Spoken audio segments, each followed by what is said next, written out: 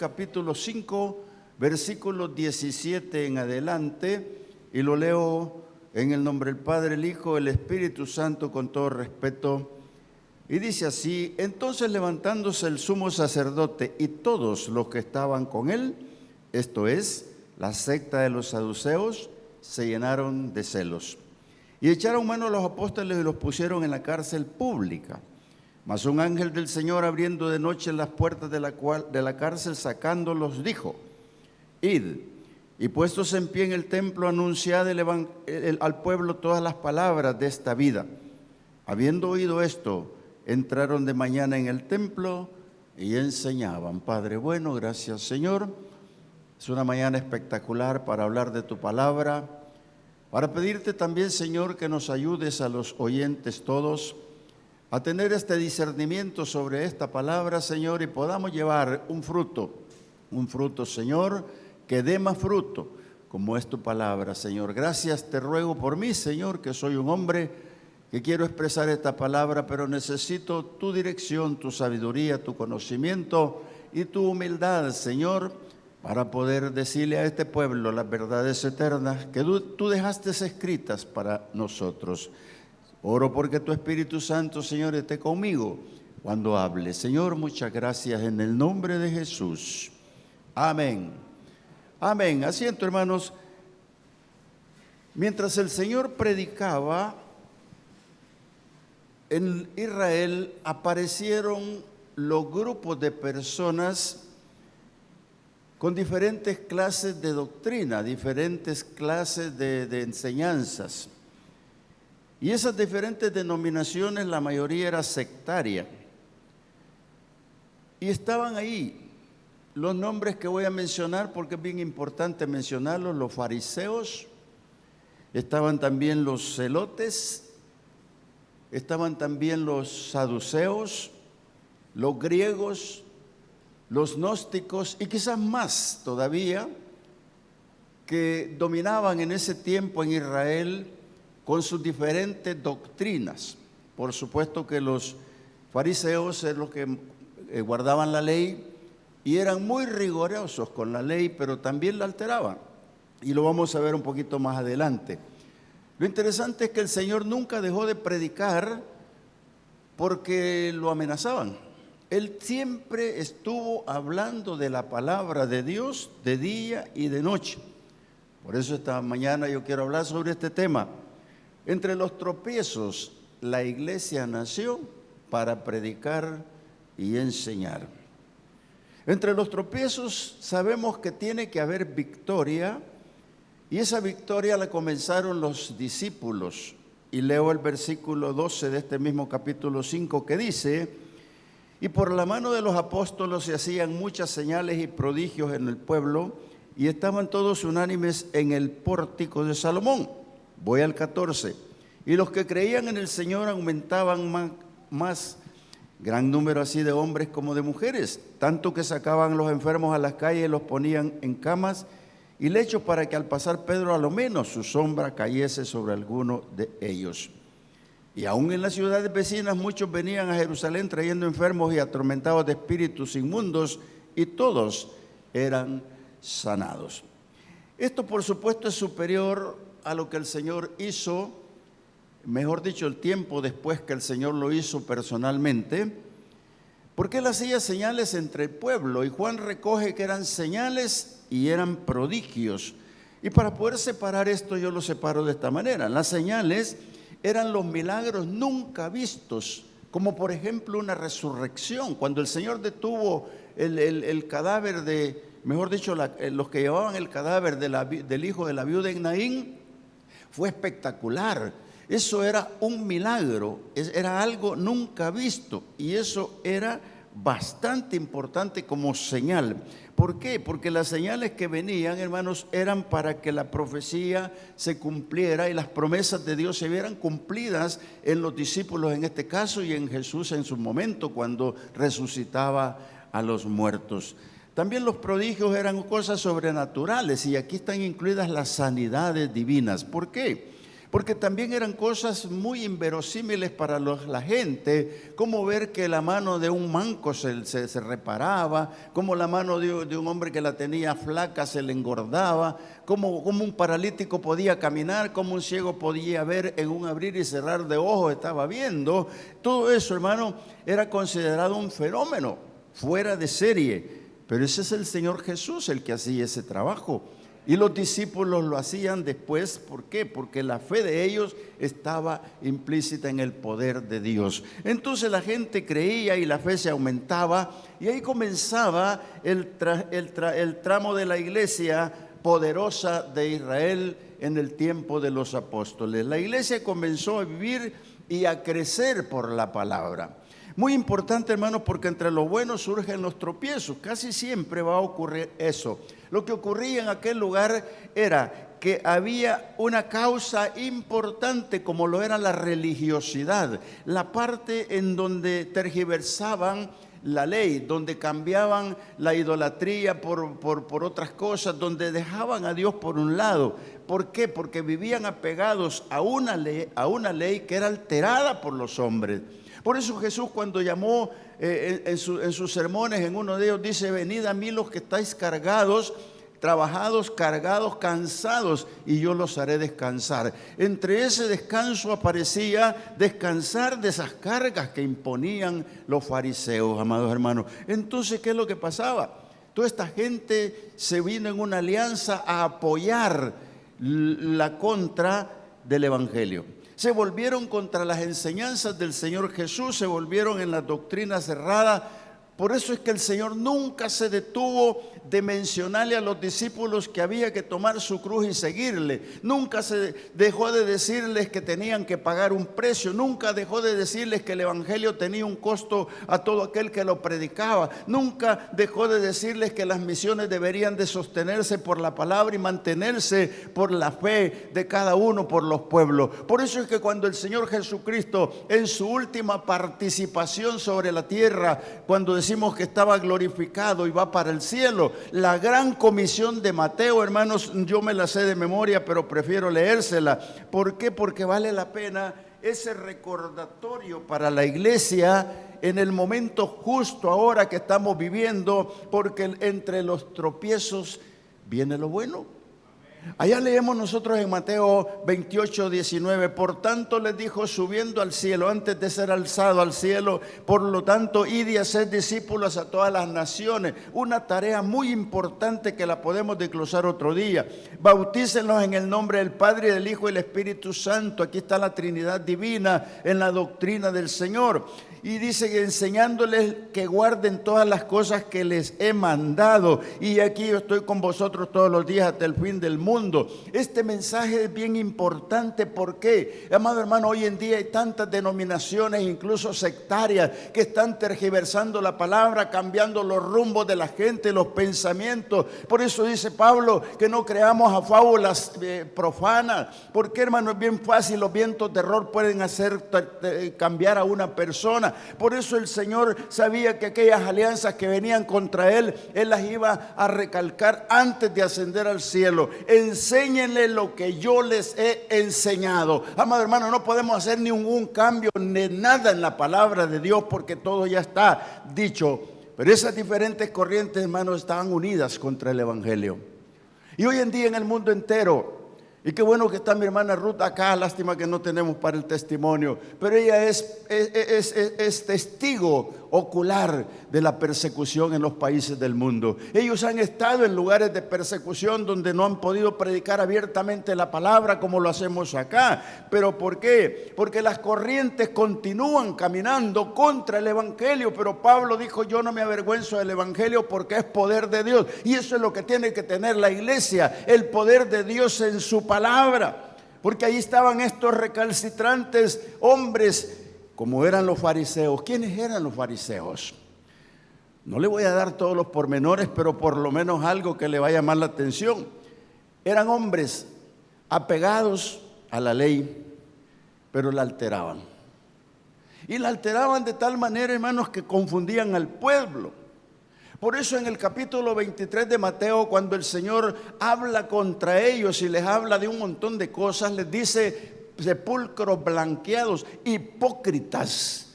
Entonces, hermanos, cuando la Biblia dice que ellos eran hipócritas, eran hipócritas. Y ser hipócrita implica, hermanos, que qué van a tener de bueno para el pueblo. Entonces lo tienen confundido, considerados hipócritas. Los otros eran los celotes, era una secta levantada con poder político, pero sacerdotal. Hermano, no es cosa más triste que haya una secta que se levante con poder político siendo sacerdotes. Y esta confabulación, hermano, estaba armándose para cuando iban a hacer a Jesús crucificado. Pero estos son los celotes, esa secta levantada con poder político sacerdotal, tenían algo que se llama violencia, hermano. Lo conseguían violentamente las cosas. Por eso es que se aliaron posteriormente a la partida de nuestro Señor Jesucristo, se aliaron con el general Tito, que ustedes saben que el general Tito destruyó el templo de Jerusalén a los 70 años. Ya los celotes estaban metidos ahí porque ellos fueron también los que ayudaron a eso. Pero Jesús ya lo había dicho, este templo lo pueden botar en 3 días y lo pueden botar y yo en 3 días lo levanto. Y eso le costó mucho haber dicho eso, pero él podía porque él sabía que no le interesaba tanto lo maravilloso del templo, porque el templo ahora somos nosotros y el templo ahora solo tiene los muros de los lamentos, amado hermano. El templo va a ser levantado cuando el Señor venga y toque el monte Sión y lo parte en 2 y sale un río, y entonces el Señor va a gobernar sobre Israel. Amado hermano, hace poquito ha cumplido 73 años Israel de ser una nación libre y reconocida. Pero aquí esta gente confabuló contra ellos. Luego están los saduceos. Estos eran sacerdotes, la aristocracia del pueblo. ¿Sabe, hermano? Entre una secta aristocracia, una secta que no creía en la resurrección y no creía en el alma. Para ellos morir era lo mismo que un gnóstico dice. Descansar y ya estuvo. No, hermanos, Jesús no vino a enseñarnos eso. Por eso que los celos sectuarios actuaban con poder. Y mire, yo quiero leerle lo que dice el versículo 1, donde estamos en el capítulo 5, versículo 17 del capítulo 5 de los Hechos. Y note usted lo que dice ahí. Entonces, levantándose el sumo sacerdote, que era de la aristocracia sacerdotal. El sumo sacerdote dice, y todos los que estaban con él, vale decir el miembro del Sanedrín, esto es la secta de los saduceos, se llenaron de celo. ¿Se da cuenta el poder que se llenó de celo? ¿Se da cuenta que los saduceos se fueron en contra del Señor completamente, hermano? Porque eran la aristocracia sacerdotal, porque no creían en lo que Él predicaba sobre la resurrección, ni mucho menos creían en que la vida tiene vida después de la muerte. Entonces estos celos sectarios, hermanos, están ahí y gobiernan con su propia justicia. Y no hay cosa más terrible, hermanos, cuando un gobierno quiere aplicar su propia justicia, refiriéndome al gobierno eclesiástico. Porque cuando aplican su propia justicia se vuelven totalmente errados en todo, hermano. Las injusticias son crueles. Y no voy a mencionar en qué pueden ser crueles las injusticias, pero hay tantas.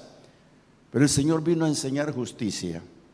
El Señor vino a darnos los pormenores de la justicia. Por eso es que en el Antiguo Testamento los que lograron entender la justicia del Señor y se dieron cuenta se consideraron trapos de inmundicia. Pero para poder considerarse trapos de inmundicia se necesita reconocerse a sí mismo lo vil que eran aplicando su propia justicia. Por eso, amado hermano, tú no tienes que dejar la justicia que te domine para ser injusto cuando actúas en algo. Déjale al Señor la justicia del Señor. Es la mejor. Dice el Señor, aprended de mí que soy manso y humilde de corazón. Eso es confiar en el Señor. El poder político sacerdotal se vino ahora contra los apóstoles.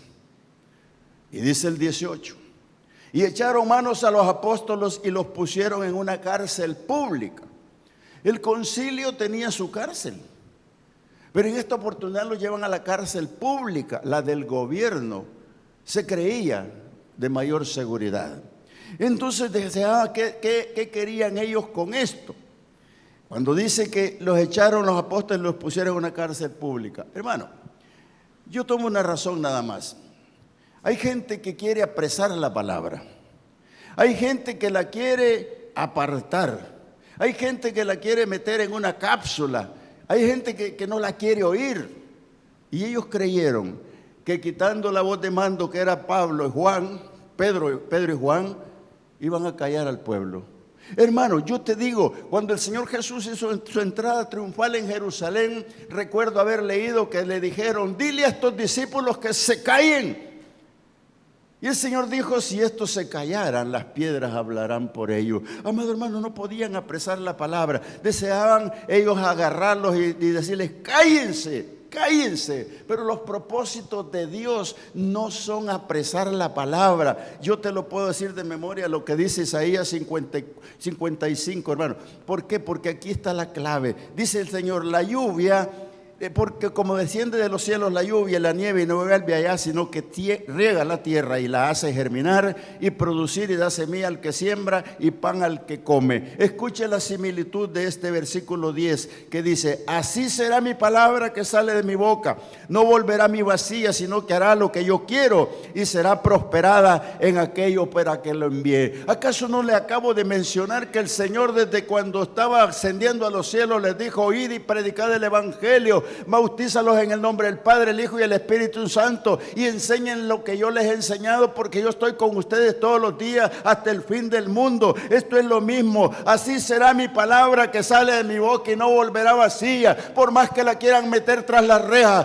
o al líder que han puesto tras las rejas para que no la predique, siempre hasta las piedras hablarán la palabra de Dios, amado hermano. Por eso es que no la pueden poner ahí. Ignoran el propósito de Dios cuando hacen esto. Y los discípulos recuerdan algo importante que te lo traigo a memoria.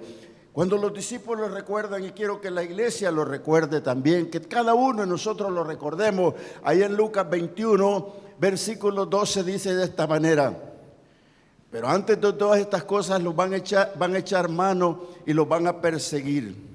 Y ellos se entregarán a las sinagogas y a las cárceles y serán llevados ante reyes y ante gobernadores por causa de mi nombre. En este versículo se cumple un montón de profecías, entre ellas Pablo, pero no nos vamos a detener allí. Pero dice el versículo 13: y esto os será ocasión para dar testimonio. Oiga, iglesia, siempre hay una ocasión para dar el testimonio de la palabra. Esta mañana me encontré reunidos a los evangelistas allá debajo del árbol, que se va a hacer famoso ese árbol. Y lo llegué, 15 evangelistas dispuestos a llevar la palabra. Y les dije: bueno, váyanse. Iban saliendo del culto y se reunieron. Yo sé que los evangelistas los han tratado mal aquí en Apopa mucho.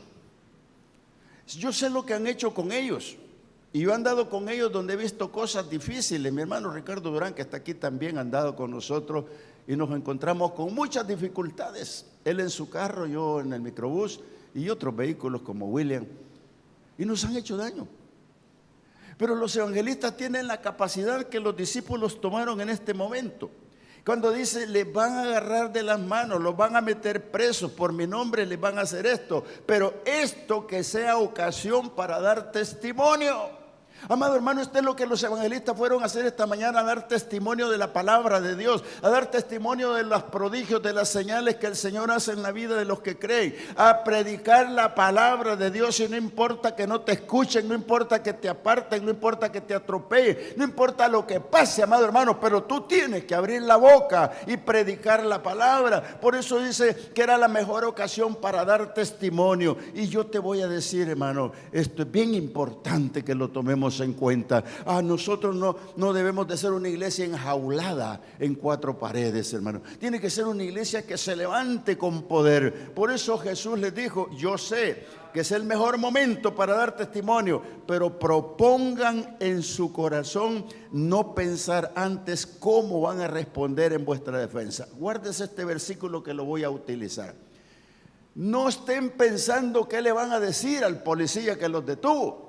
No estén pensando qué le van a decir al que los corrió de su casa. No estén pensando en qué le van a decir el que le lanzó una pedrada. No estén pensando en eso. Yo les voy a dar la respuesta. Dice el 15, porque yo os daré palabra y os daré sabiduría, la cual no podrán resistir ni contradecir todos los que se opongan. Amado hermano, amado evangelista, amada iglesia, tienes que tomar el ejemplo de Esteban. Esteban tenía una cantidad de personas alrededor y todos tenían una piedra, les rechinaban los dientes cuando oían la verdad, pero Esteban abrió su boca y predicó la palabra a pesar de que las piedras las hacían así con la mano. No le interesó, hermano, porque por ir por la causa de Cristo tiene su propia causa, y es lo que el Señor ha dicho, que te va a dar sobre esta tierra y en el cielo mucho más. No tienes que bajar la guardia. El Señor va a hacer la defensa, y dice aquí que no podrán resistir todo lo que tú les digas. Por eso Esteban murió bajo una montaña de piedras, pero glorificando a Dios y viendo la gloria de Dios abierta en el cielo. Por eso es que la palabra no se puede detener, no se debe detener. Yo te digo, si los tropiezos te botan, te hacen caer, el Señor nos levanta. Y segurísimo que así va a ser, porque persecuciones vienen. Dice Hechos 5, 19, 20. Mas un ángel del Señor, abriendo de noche las puertas de la cárcel y sacándolos, les dijo: id, y puestos en pie en el templo, anuncien al pueblo todas las palabras de esta vida. Y habiendo oído esto, entraron de mañana en el templo y enseñaban. Qué terrible el miedo. Yo recuerdo a algunos de los evangelistas aquí, Ricardo Durán, está William, Nelson, no se me acuerdo quién es más, perdón, mejor no digo nombre. Salimos a un evangelismo una tarde,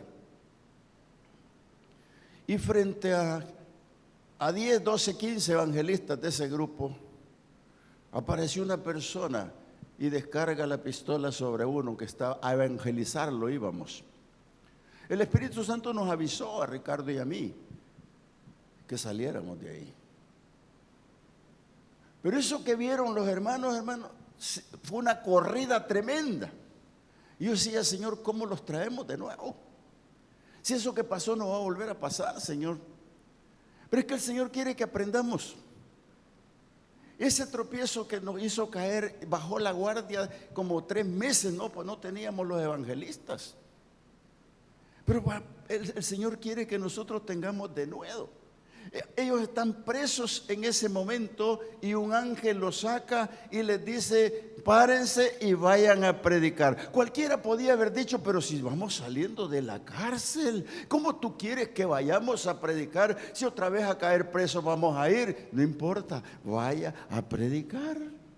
Y yo veo 3 cosas que ganaron ellos. Primero, al girar la orden, el ángel, yo te digo, lo primero que ellos hicieron, detener los tropiezos y sortear los tropiezos y salir de los tropiezos, porque tropiezos siempre vamos a tener.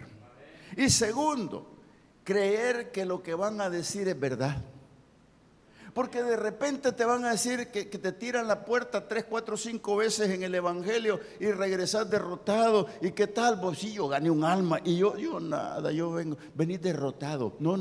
Los discípulos fueron a decir la palabra. Con la palabra los vas a alcanzar. Tal vez no los ganes, y otro va a venir y lo va a ganar para Cristo, hermano. Tú te vas a querer agenciar lo que dice el Señor. Uno sembró y el otro le dio el crecimiento. Ese se llama Dios. Tú no tienes que bajar la guardia. Y tercero, creer en la sabiduría que Dios te da para responder, porque tú tienes que responder con la verdad, con valor a todo lo que te diga. Por eso ellos se mantuvieron en pie en el templo predicando, y lo vemos ahí. Segundo, confirmaron un valor en ellos, el denuedo. Tercero, comprobaron el poder sobrenatural de Dios. Si Dios manda un ángel a que te libere de la cárcel y te dice tienes que ir de nuevo a predicar, es porque te está dando la autoridad, te está dando la capacidad, te está dando la sabiduría, y no te tienes que detener. Si vas saliendo de la cárcel tienes que hacerlo, porque ahí vas a comprobar el poder sobrenatural de Dios en tus manos.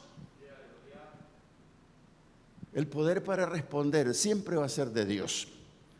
Y quiero irme contigo a Hechos 5, 27, 30.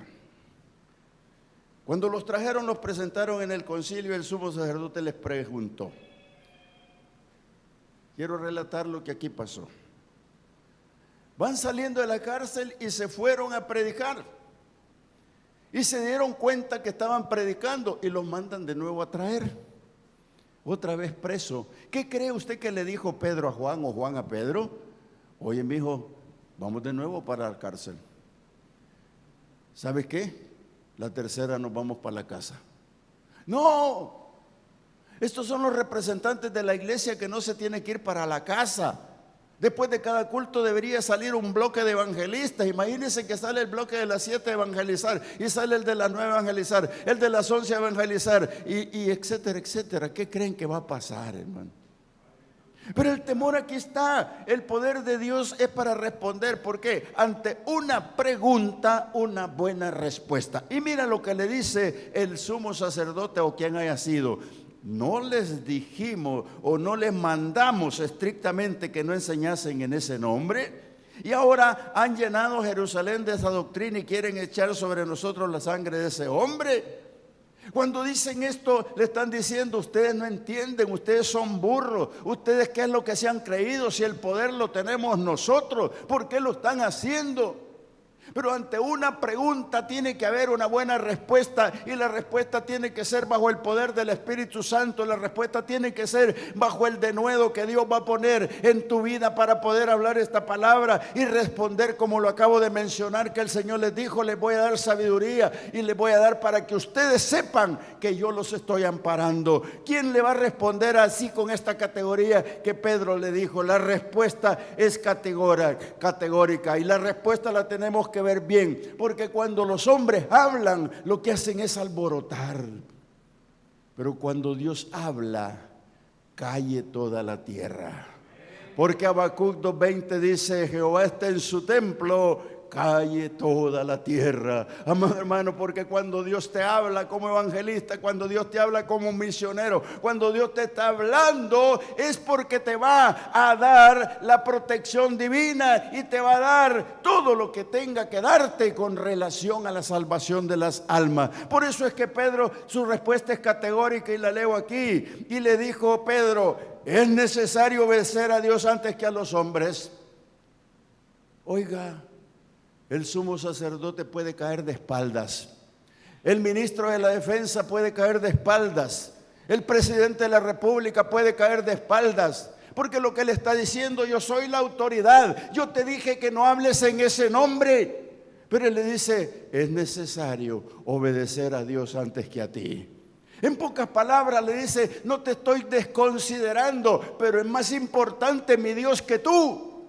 Eso es lo que se entiende en esa respuesta. ¿Por qué? Porque el denuedo es la palabra, que es la verdad. Este Pedro está diciendo lo que es la verdad, y le dice: es necesario obedecer a Dios antes que a los hombres. El Dios de nuestro Padre levantó a Jesús, a quien ustedes mataron, a quienes ustedes colgaron en un madero. Oiga, los está conminando, les está llevando a la esquina del ring, y les dice: son culpables, porque el que mataron era inocente, el que mataron era justo, el que mataron es el Mesías, etcétera, etcétera. Los está recriminando por la muerte de Cristo. Pero mire lo que sigue diciendo Pedro: a este Dios ha exaltado con su diestra por príncipe y salvador, para dar a Israel arrepentimiento y perdón de los pecados. Y nosotros somos testigos suyos de estas cosas, y también el Espíritu Santo, el cual ha dado Dios a los que le obedecen. Oiga, hermano, aquí están las herramientas. El denuedo expone la verdad de la palabra ante sea quien se sea,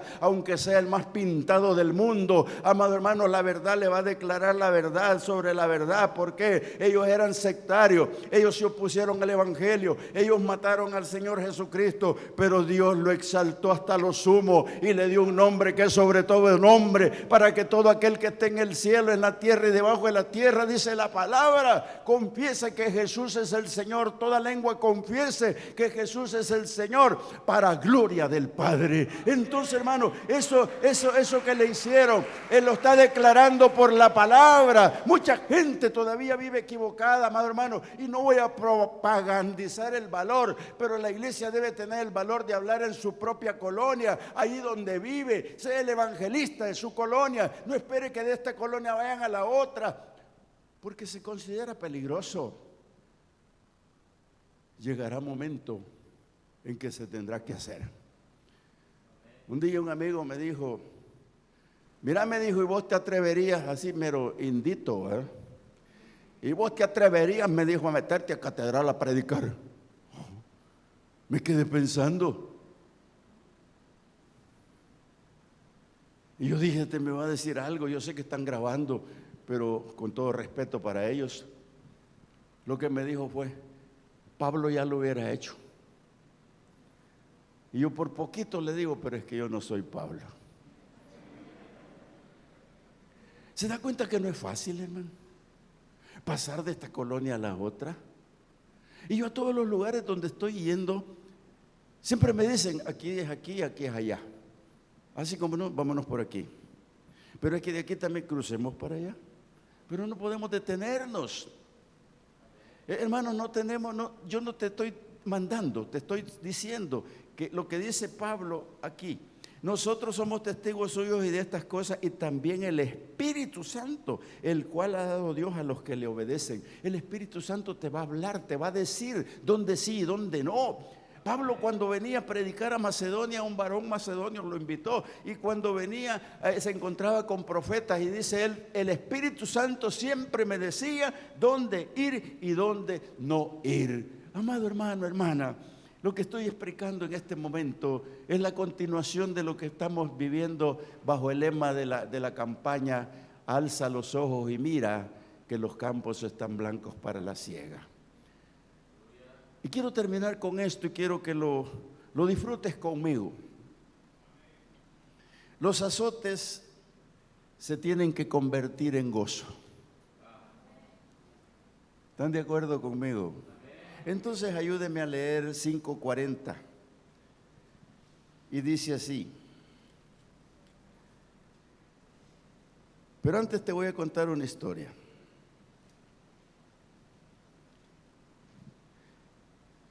El gozo de los azotes, solo Dios lo puede permitir. Mientras está reunido el concilio, porque tienen presos de nuevo a Pedro y a Juan. Y ellos están enojados, más que Pedro le dijo, nosotros obedecemos a Dios antes que a ti, aunque seas el sumo sacerdote. Eso es pena de muerte. Entonces, ¿qué pasó? Se levantó un hombre, y tú lo lees en tu casa, y los que ya lo saben, qué bueno, del nombre Gamaliel, muy mencionado en la Biblia, no mucho, pero lo que aquí dice que era un hombre de respeto. Él era maestro de la ley, uno de los grandes maestros de Nicodemo, de Pablo fue maestro, y mucho más. Pero este hombre le dijo al concilio, miren, vengan para acá, háganme un favor, pongan a los presos allá afuera y hablemos, porque lo oían a él.